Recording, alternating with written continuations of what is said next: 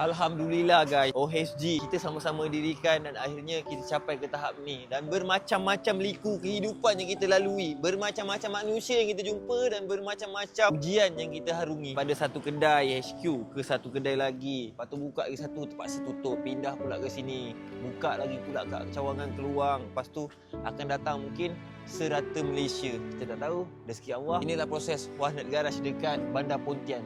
Lagi sikit-sikit je.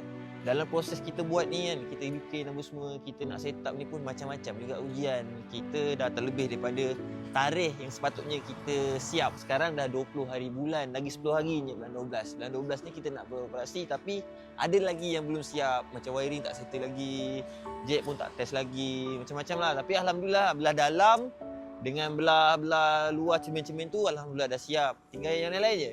Dekat kawasan-kawasan untuk kita repair kereta je.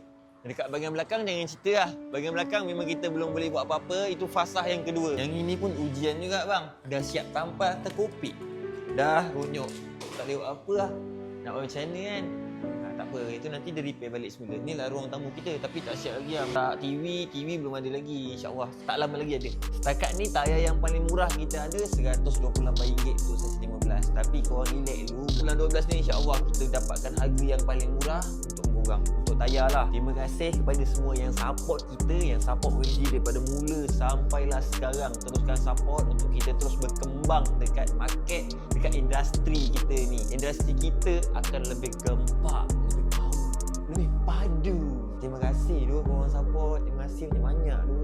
Untuk tahun 2026 ni kita nak upgrade dari segi kualiti kerja, selesaan ruang menunggu, keselesaan tempat kerja. Lagi satu, kualiti barang, supplier mana yang terbaik, minyak apa yang terbaik. Itulah yang kita upgrade untuk 2026. Apa yang kita nak buktikan sekarang ni, kita nak buktikan yang budak parit ni. Budak parit ni akan berjaya satu hari nanti, insya-Allah. Korang boleh tolong share video ni, bagi tahu dekat geng-geng Pontian, dekat kawan-kawan yang area Pontian kan. Wahnet Garage dekat Pontian ni nak buka bulan 12.